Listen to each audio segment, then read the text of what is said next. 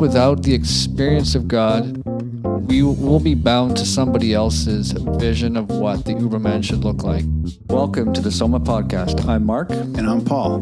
Now that we've deconstructed our evangelical beliefs, We're trying to find a way forward to hold on to Christian faith and community in a post-Christian culture. Mark, we had our first, we had some listeners this week email us. Yeah, we had a couple of people. Thank you very much. Thank you. That's been awesome. And we love to hear from you. And I have a question that came. And Sally wrote to us, and she says, I sometimes miss being a part of a regular occurring, loving community of like-minded spiritual people, but I truly cannot ever go back to something Christ-based or Bible-based.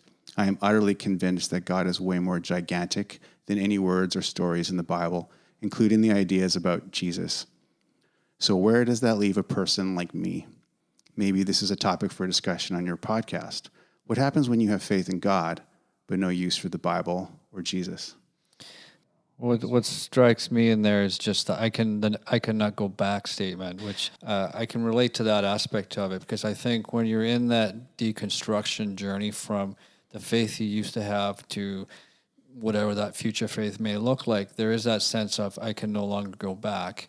And it sounds like what I'm picking up here is you're not sure of how to go forwards either. And so that's a difficult place to be. You realize you can't go back. There's something that no longer works about the faith and the experience and the practice that you had. But really, I think you're asking, is there any clues for what forward looks like? And it sounds like you have some, like meditation or practices that are somewhat helping you. But it also sounds like there's some question marks there and something that's not fully working. Yeah, it sounds like we're starting to maybe resonate with the same types of people, because that second email that came this week was a similar scenario where someone reached out to us and they had been in the ministry like we were. They were pastors in the church and all that kind of thing, and then they left it behind. But now they don't even know if they have any faith in God anymore, right? So there's this common sort of path of deconstructing your Christian faith and coming to a point where, do I even want to believe in God anymore? And maybe that is the difference between the two of us, Mark, because I don't think you've ever questioned whether there is a God, but you question whether maybe God is good.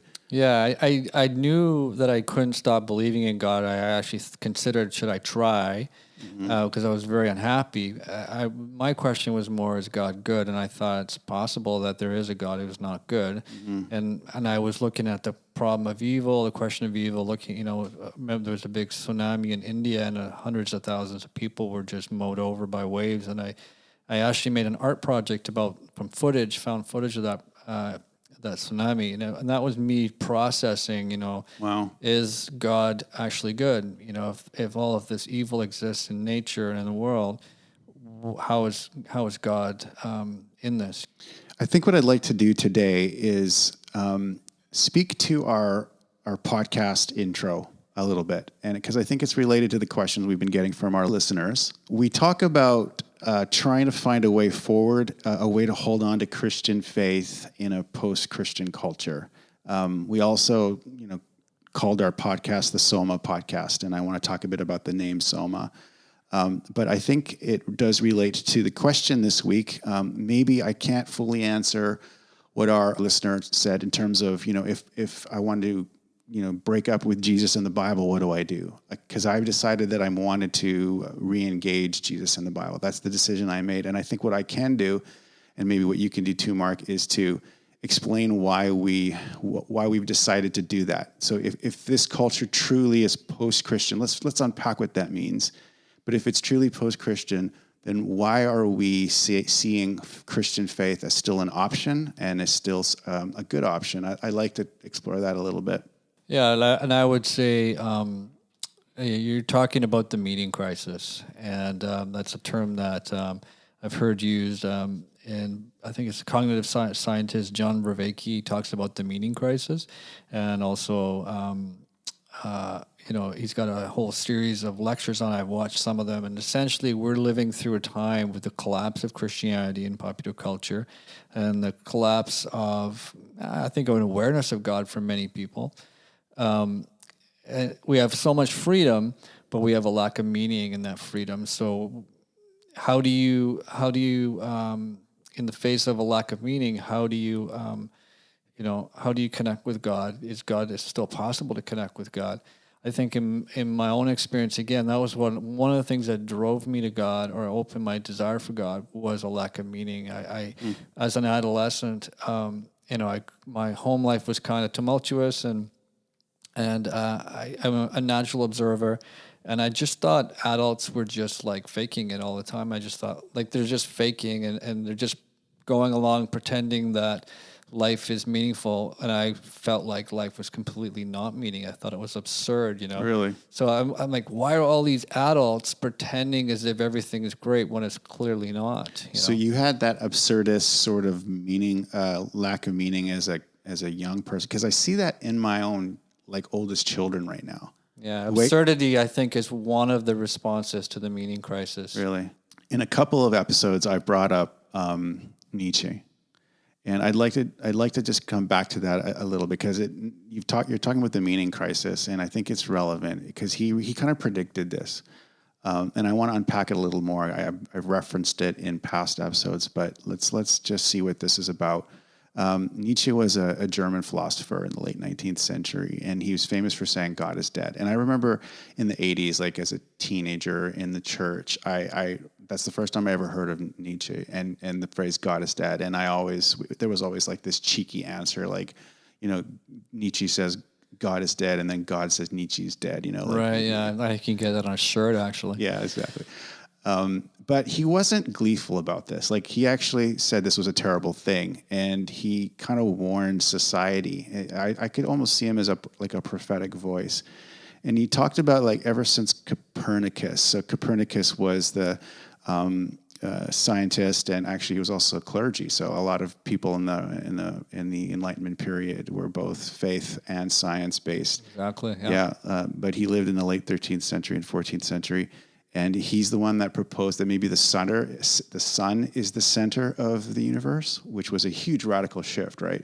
Right. So we've been playing out some of those issues ever since, right? The battle of science versus faith for who gets to determine the nature of reality and how the world really works. Yeah, for sure. And so Nietzsche said that Copernicus, since he proposed that model of the universe, man has been rolling away from the center, right? We used to see ourselves as the center of the universe, and science is rolling us away from the center, and he says towards an abyss.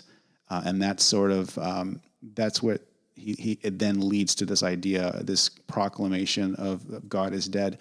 I actually was talking to my oldest son the other day about it, and that's exactly what he told me. He said, Dad, we're like ants in an ant colony. Like we're just a little ant in the sense of the size of the universe and what science has taught us about the universe and our place in it.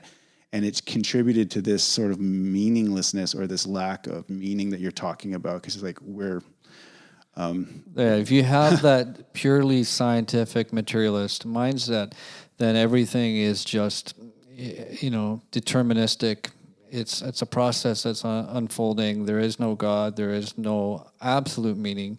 You as an individual can make up your own personal meaning, which is another one of the responses, which would be romanticism. Yeah. The universe is dark, but also beautiful, Right. My life is dark, but, so romanticism is another sort of way of poeticizing that lack of meaning. And I think probably, most of our people we know have a kind of a materialist kind of quasi-scientific mindset that says, at the back of the mind is there's not much happening in the universe. We're all going to die. It doesn't mean anything. It's just going to happen, right? And I was thinking about those things when I was even as an adolescent, which is why I was trying to meditate and leave my body and figure out if there were ghosts and different things, because I was looking for some kind of clues that there was more to the universe than just, everyday life, basically. It's amazing you were really searching for that. Like you were trying to reach out for that sense of meaning. I think my kids, I think my kids are starting to do that now. So maybe that's just a natural pattern of life. But it's weird for me because I feel like I've had all this meaning growing up. Like when I was 12 and I shared my story and how my family came to meet Christ. And then I went through this period where I kind of lost it. And I definitely was impacted by this scientific sort of age of enlightenment sort of worldview.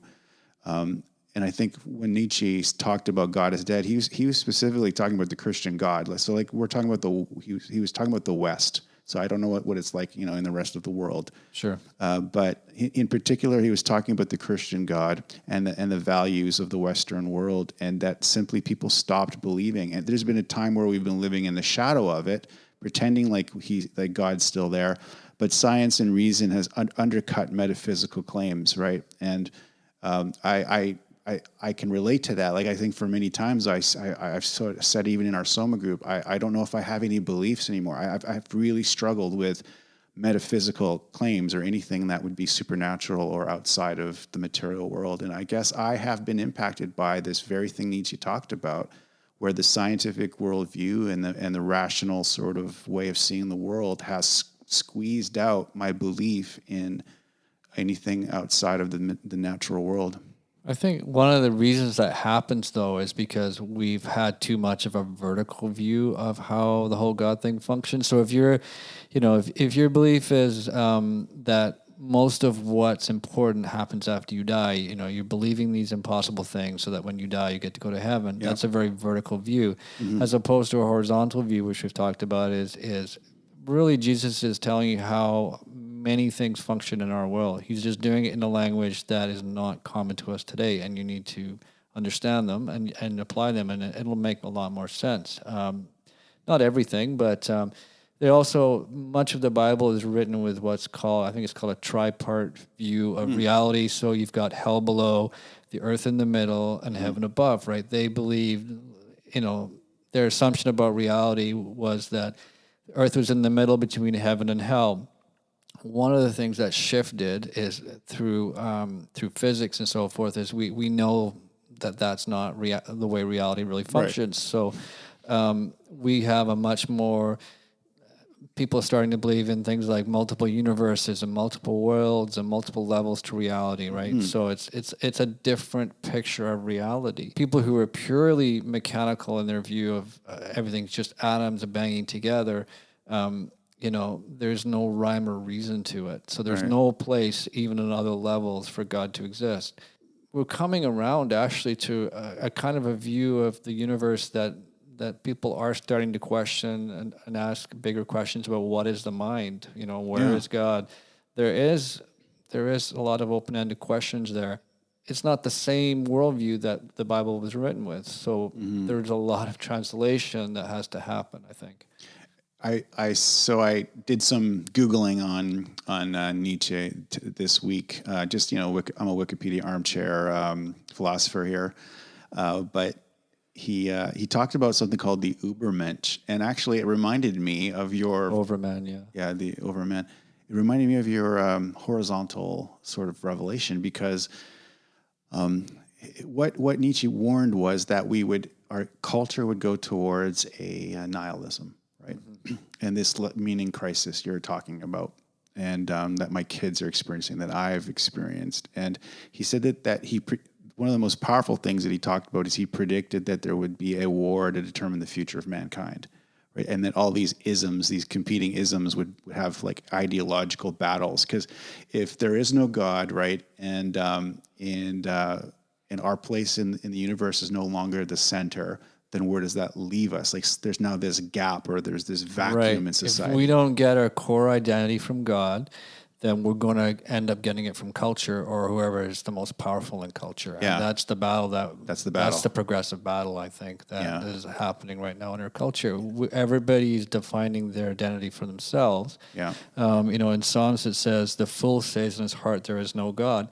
So why is it foolish to say there is no God? Because you're essentially throwing away your identity. If we get our identity from God and we're created in the image of God, when we are no longer aware or able to connect with God, we're instantly diminishing ourselves. Mm-hmm. And then we're in a battle to whoever is the most powerful and can rule over us, essentially. I think that's the warning. When we lose connection with God, we're really losing connection with what makes us human. Wow. So that's exactly what's happening. And there's this emptiness, there's this gap.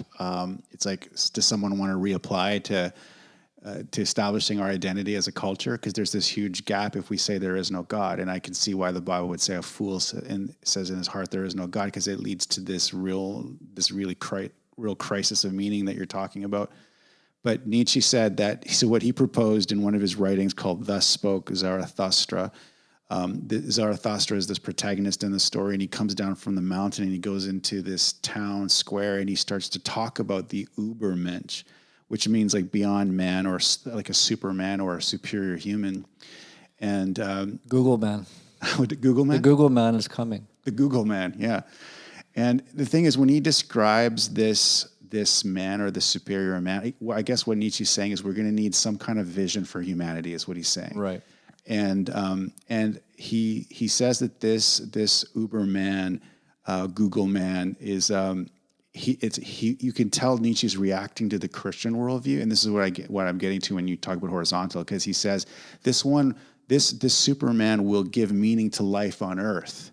No, it's like he kind of criticized this escape mentality that he saw in Christianity, that it was always sort of, I mean, I can understand why we would want to escape from this place. Can be a very painful, difficult place.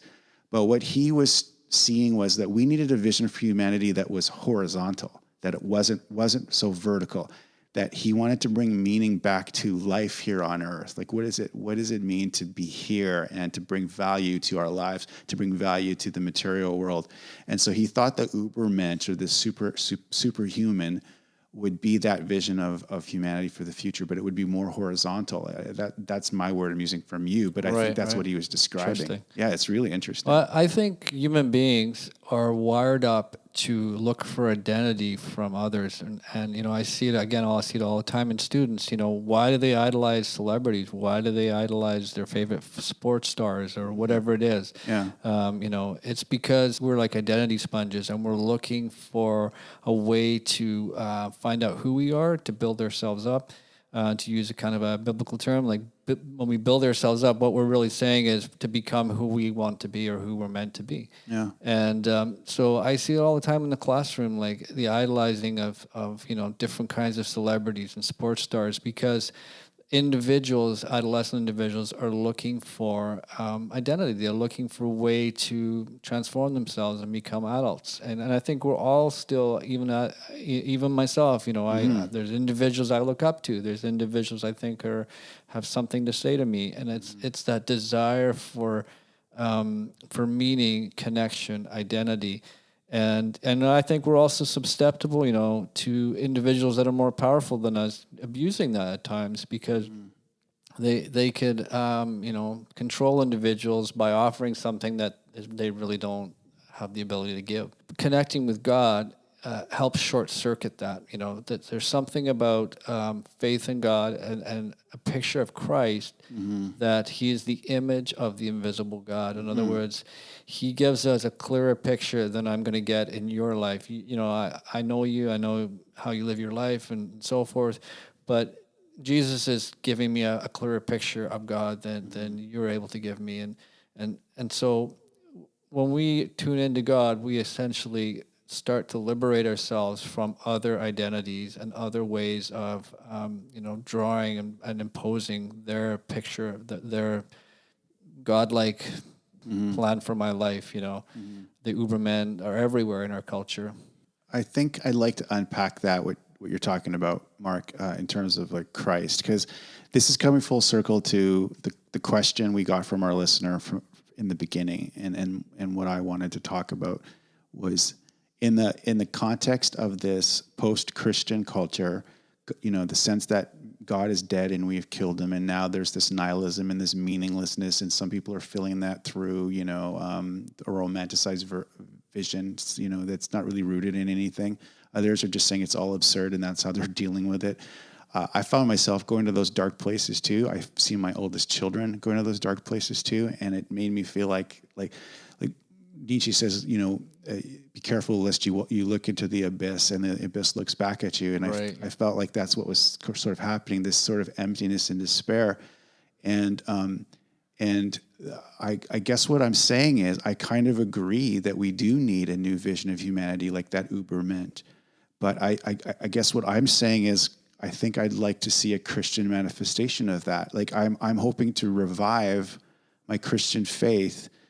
And if that Christian faith is more horizontal, if that Christian faith is more like body and material and brings value to life, that's what I'm hoping to resurrect or revive. And I think you're right. Like I think if Christ provides an identity that we could like follow and emulate, then that does provide an answer to this meaning crisis. I would say I think I would need to place more emphasis on actual practices, because identity is always in process. I think as adults we grow. Like I get to be uniquely me. I'm not becoming literally Christ, but through my connection with God and through my understanding of Christ, I believe God is guiding me to who the best version of me. But I've still got to be me. The interests I have, the abilities I have, the location. The Bible says that God has chosen where people live and are born. Like I think God has given people unique identities, unique abilities, and He's not. It's not like He's rubber stamping Himself over the top of that. I think He wants people to be uniquely created, uniquely, to use Twitter, verified. He's given them an identity that's really inherently meaningful and valuable. And He's given you certain gifts. He's given me certain gifts. They're not the same, right? So I think a lot of time people hear, I'm become a Christian means my actual identity has been wiped out and some kind of generic Republican version of reality has been rubber stamped over my brain, Yeah. And I think that's completely false. That I'm learning to be me. I'm learning to be more me and less what the advertisers want, less what my parents maybe wanted, or I'm becoming more free to be what God has imprinted in me. It's very different than what you have, and that's clear from just the way we talk, the way we dress, many reasons, right? Yeah. And that's good. I think that is a part of what's good. If we say God is dead or we throw God out, what we're doing is throwing the baby out with the bathwater, and we're going to lose that essential identity that God has given us. I think there's an element of Christianity that I haven't tried, actually, Mark, like that's untried for me. And maybe it's for a lot of people, and maybe it's for some of the listeners that are asking these questions. I focus so much on the vertical and like on the metaphysical and the beliefs that are beyond this world, that I didn't know how to live here in this world. And I think there's a part of Christianity that maybe is really the point. Like when you think of what Jesus taught and what the apostles taught in the New Testament, it was a very horizontal expression. Like there's so much focus on practical things, like real practices and real like flesh and blood type stuff, not just what you believe. Well, Jesus is the truth, the way, and the life, which implies a practice, not just a set of cognitive beliefs. Yeah, like so if you're not practicing in daily life and learning to trust and act on your understanding of God, you're really not doing it for the most part. Yeah, they were called followers of the way, that the early church in the first century, followers of the way. Like that's really interesting. That's not just about beliefs or a religion. There was a way of life that they followed. And it says that they were, in the book of Acts, it says they were first called Christians in Antioch, which was only a few years after Christ had left. And the word Christian means like a little Christ, like a little manifestation of Christ. So like whatever they were doing, however they were acting, however they were living, it reminded people of Jesus. So there was an expression that was physical, it was real, right? And I think that's a part of the gospel that I know I've never really focused on too much, like the incarnation, right? That was this idea that the logos or the word or the eternal logic of the universe became flesh and dwelt among us. Like John talked about how we heard and we saw and we handled. Like God took a body. He was seen. You could hug Jesus. You could eat with Jesus. And that somatic kind of faith, like that body kind of faith. Right. It's Horizontal. It's the Ubermensch that he was talking about. That is an untried thing for me. And I think that's why I'm giving Christianity another shot. It's because I want a faith that's real and it's material and it's body and it's sweaty and it's real. And I think there is that element in the New Testament and in Christianity that I haven't really given a fair chance.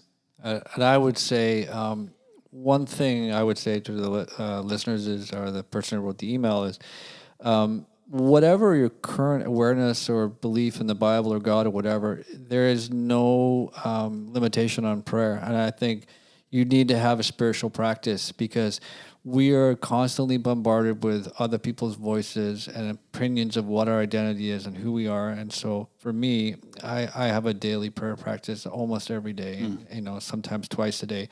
It's short, but it's indispensable. And one thing that I have learned is to pray and ask God to intervene in my life. And I try to draw strength from Christ and from God on a daily basis because I've needed it, and it's gotten me through a lot of different things. And there's been times when I haven't opened the Bible for a long period, but I still kept up with the prayer and the silence and just being away by myself for a while so I could try to connect because that somehow has gotten me through. Adding scripture in and trying to take in more understanding is even more beneficial. But I would say if all you have is just a willingness to ask God a question and a willingness to pray, I would start there. The other thing I thought about too when I read our listener's question was it sounds like she's transcending Christianity, right?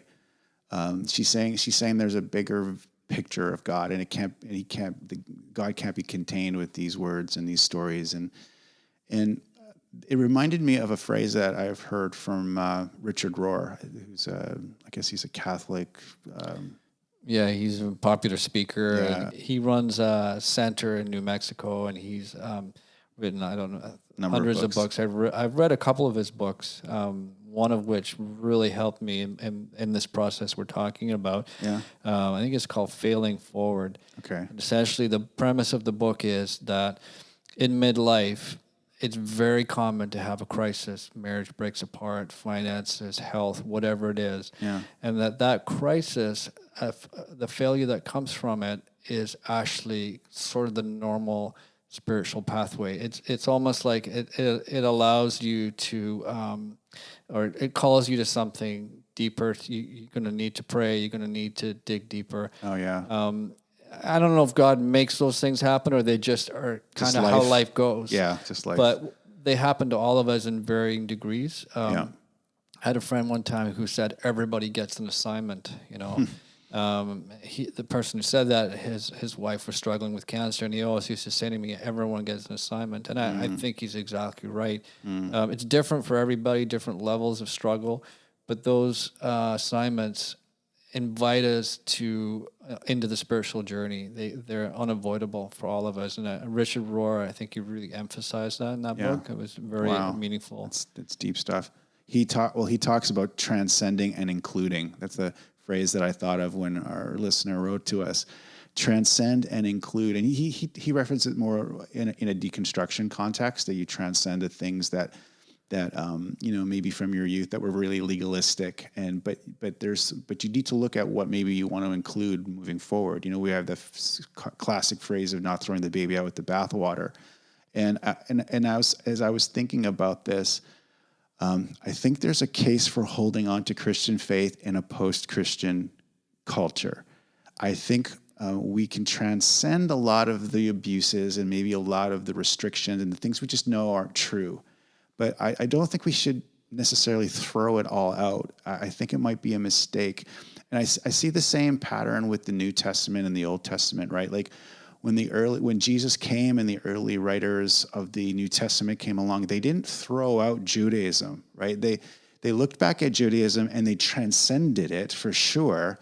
But then they went back to the old stories and the scriptures, and they kind of reinterpreted it, reimagined it, but they included it into their new phase of their journey, right? So Christianity is rooted in Judaism, and it doesn't divorce itself from Judaism.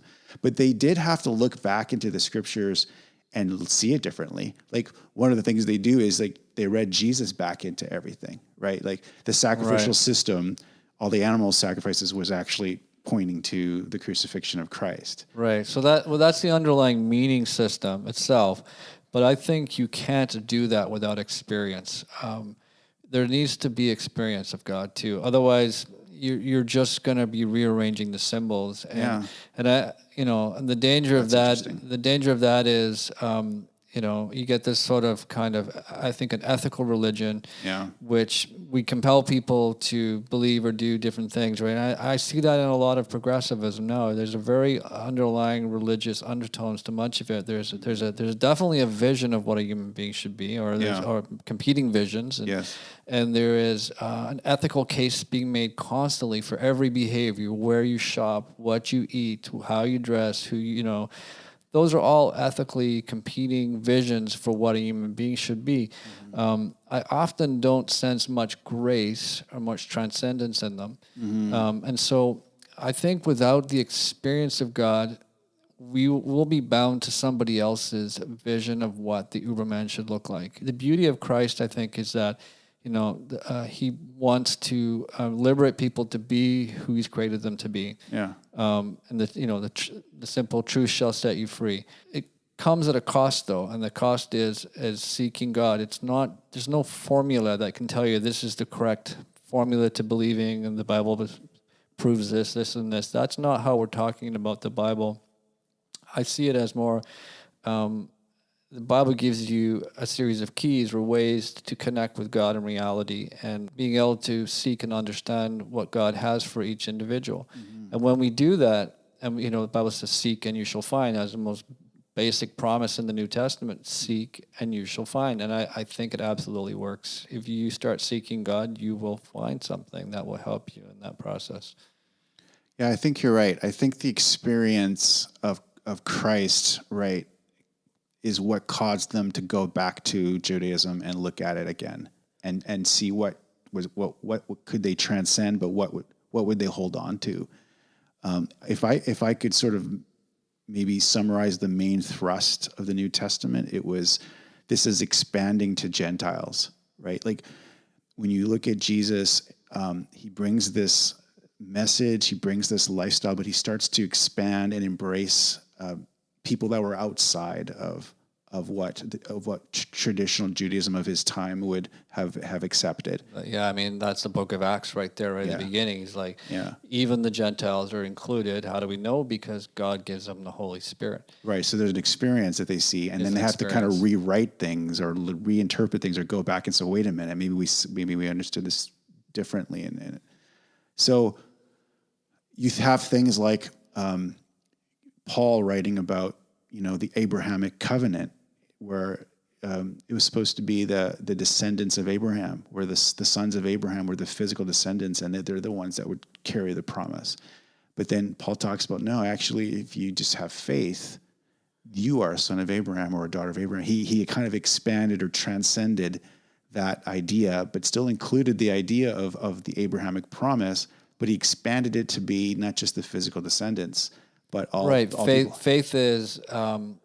a Jew is not a Jew just because of circumcision. It's a circumcision of the heart. So in other words, having faith is what connects you and gives you belonging in that family. And I think that God honors faith at whatever level you have, and knowledge, I think, is important, but faith is what gives you an entrance, because it's what begins to liberate you from, your just solely your own circumstances and identity. If anyone's ever been through the 12-step program, belief in a higher power is one of the basic building blocks that people say it works. And I think it does, whether you're in 12-step or not, is if you're willing to take that small step of putting your trust and faith in God as you currently understand, right? I think that God will answer that and will work with you and will call you to a bigger picture of God. It's because faith takes us outside of ourselves. And, it's like when I was often depressed, I would go to a movie and I watched the movie and I would come out feeling less depressed. Well, why is that? Because the movie takes my mind off of myself. Right. And I think faith functions the same way. Whatever problem you have, whatever circumstance you have, if you can connect with God, it takes you off of your own resources and ability, and it connects you to a different source. Wow. And I think that is the key to moving forward. So if I can connect the dots here so the New Testament comes along, which is Jesus's teachings, and then how the apostles sort of take that on in the first century. And they transcend Judaism, but they hold on to a lot of it. Like you even said, circumcision of the heart. Like they took something that belonged to Judaism and they sort of imagined it to be something about faith.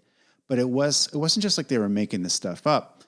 They had experiences that they had to then go back and sort of reinterpret.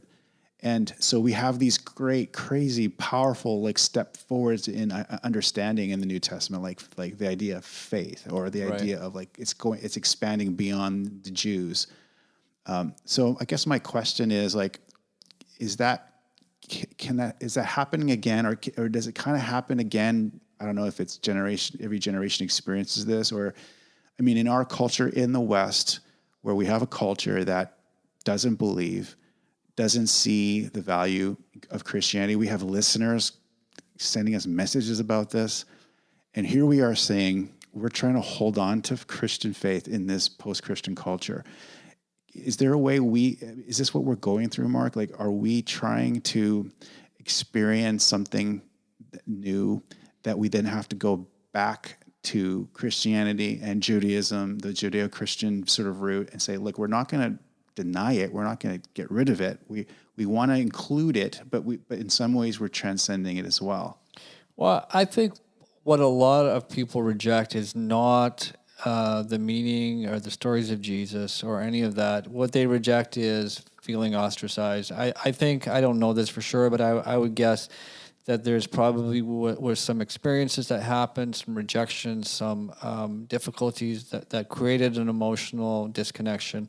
Mm-hmm. And I've seen that, I used to, when I was doing the Red Herring, we would have people come in, street kids and different individuals come in. I had literally hundreds of conversations with people about Christ. And it always came down to, them feeling that they went to church, but they felt rejected. They went to church, but it made no sense to them. They went to church and somebody said something to them that offended them. And often multiple times. I don't want to diminish that, because but that's what it came down to. Mm-hmm. Or that they had a stepfather and their stepfather abused them, or said they were a Christian but were just a terrible person. So it's often, the real question is often not the stated question; it's the underlying emotional question that you're guessing at a lot of time. Right, real pain, suffering, rejection, emotional pain, feelings of loss, and I think those are actually the real underlying things that have to be dealt with so often, right? It's not a cognitive issue. I can't believe this because yada, yada, yada. It's more often I felt rejected. So if I were rejected by someone in church, a family member, whatever, I don't want to be rejected by God, And so, but in my experience, the pain is actually a way that God can also, where God, He wants to work most often is in the pain and in the grief and in the sense of rejection. And I would invite God into that and be honest about that, rather than have a theoretical conversation about what is the meaning of, whatever. That's important. And when I first started in my Christian journey, I read Josh McDowell's book, Evidence That Demands a Verdict. I recently bought it for my son. I said, hey, he's a smart guy. I said, hey, read this book. Tell me what you think. I read that thing back to cover. It's, all about the manuscripts and prophecies and, validation for the Bible. It can be helpful for some people. Right. But that's very rarely is the question that anyone's asking. It's more a question of, is my life valuable? Is my identity going to be validated? Mm-hmm. Is the suffering that I've experienced purposeful? Can God heal that? Can God forgive me? Those are the real questions I find. I guess I'm at this point where I'm willing to I'm at this point where I'm willing to sort of try this untried truth in my life, that I think Christianity deserves another shot at the Uberman. What is it you think you should try, I guess, is the question. Are you trying on new ideas, or what are you trying? I think what I'm trying to do is to step away from it being about what I believe metaphysically, because I can't buy into that anymore. I had a friend of mine text me after our podcast came out. Oh, okay. And he doesn't have any church background, but he just said to me, "Hey, good on you. You know, it's good to try something new." And he said, "You know, I'm a non-believer." He's like, I can't. He said, "I actually envy people like you, people who believe. I just can't. I'm just too cynical." And I could tell he's obviously being impacted by the whole death of God culture we live in. Right. And but he said, "I wish I could believe." And I've had other friends tell me that too, that they wish they could, but they just can't. They're too cynical. I've heard lots of people say that. Yeah. Yeah, and I guess I'm kind of similar, where I don't know if I can just, if Christianity is just about believe all these incredibly impossible things, then I can't do it anymore. So when you say, what do I want to try? I guess I want to try the horizontal aspect, that just trying to live the teachings of Christ, for example, or trying to just be the kind of person that the New Testament says we can be, and to take on that identity. I see a language like that often in the New Testament. Like they say stuff like even the Apostle Paul wrote stuff like, until Christ is formed in you, or when God's people reach the measure of the stature of the fullness of Christ, and they talk about being transformed into the image or conformed into the image of his Son. I want a real Christianity that actually changes my life, that makes me a better person, that makes me more patient, that makes me more loving, that makes me actually look more and more like this Uberman, this Christ identity that the New Testament presents. So when I say there's something I haven't tried, I don't even know what to do. And maybe it's what you're saying. Maybe it's just a bit of praying. It's being reflective. It's being contemplative. But I'm not so interested in like having the right beliefs about like metaphysical ideas. I want to live out the things that this faith is supposed to live out. And I would say probably you're doing it more than you realize, because I actually think that God is working in everybody at some level and inviting everybody into some kind of relationship. But we can resist that and we can ignore that.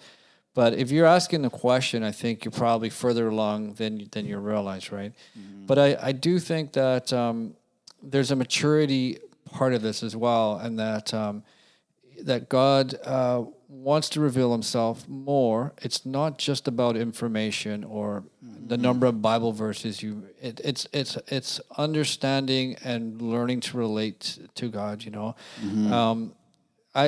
I'll share two quick experiences. Probably was several years ago when I was really, really at that point where I was considering, could I give up on my faith? I'd seen other people do it. Mm-hmm. I realized I couldn't stop believing in God, but I wasn't sure if God was good. And I read a scripture in Jeremiah. It said, "My people have committed two sins. They have forsaken me, the spring of living water, and have dug their own cisterns, broken cisterns that cannot hold water." And so it's kind of an ancient picture. We don't use those kind of words anymore, but basically saying people are trying to have a source of life that doesn't come from me, right? He's using the picture of the water in the ground. Mm. And I felt like that's one of the things I had done and still at times do. And so I prayed and asked God, and I said, if this is what is wrong in my life, just break up those empty cisterns. Do what's necessary to dismantle my drawing on other sources. And that's when my life actually got more difficult, and I felt more depression and more heaviness, because that had to be dismantled. But I was giving God permission to do that. And then I kind of heard him say, or I felt I heard God say to me that the more you come to me, the more I'll heal you. And then God pretty much went silent for a long time. And it was about 3 years ago I was in England with my wife on vacation, and I'd been sort of retracing some of my footsteps as a kid and some of the places my family went to. And I was standing in a town, in a train station in England, in Chester, which is a place that is important to my family and important memories there. And I was standing there, and all of a sudden, out of the blue, I felt God speak to me. And it was like almost instantaneous, and that probably sounds crazy if you don't know what that's like, but I just had a sense that God was speaking to me, and he said, I led you into the wilderness so that you would live. And just it's obviously from the Old Testament, but at the same time, the phrase, I just felt like layers of meaning kind of came to me, that God was saying your struggle and the process you've been through is a meaningful process that I'm taking you through. Wow. And I feel that God can do that in anyone's life. It's not about correct beliefs or number of Bible verses or whether you go to church. I think that God desires to have a relationship, and that's always going to be a two-way street. There's one last thing that Nietzsche talks about in his story about Zarathustra. And Zarathustra comes down to the town hall or town square again, and he tries to tell them that they don't believe in God, and all these things are going on, and the people wouldn't hear it. And so he tells them about something he called the last man, and he thought it would trigger it would make them think, oh my God, we don't want to be like that. It would wake them up. But instead, they celebrated it. They wanted the last man. And the last man. The last Google Man. The last Google Man. No, this is the opposite of the Uber man. This person doesn't want to think. They fear progress. They desire comfort, status quo. They want everything to stay the same. Put me back in the Matrix. Yeah, take the blue pill. I want to go back in the Matrix. And when I did some research on post-Christian culture, I did come across a couple of videos of like Christians and church people who were talking about the post-Christian culture, but they were talking about we have to resist even more than ever. We have to double down on our conservative values, and we have to and they saw it as a fight. The phrase came to me if Christianity keeps fighting this, will we come to a point where we have the last Christian, the last man? Or are Darwinian pressures involved here? We either evolve or we go extinct. And I wonder if, my desire to try to revive Christianity in this context is just me trying to say, I don't want to go extinct. I don't know if we need one giant Christianity revived everybody. I don't believe in everyone being on the same page, actually. Yeah. I think that God is unique, has created reality with so much diversity. Yeah. And I do believe Christ is the sustainer of everything, but I don't think he demands everyone to even have the same set of beliefs or exactly, interpret it in the same way or, live it out even in the same way. I think we're all imperfect, and we're all, living out our understanding of God in a particular time and place and way. And we'll miss things, we'll get things right, and that's okay. One time you asked me if I thought Christianity would be around in 100 years. Do you remember asking me that?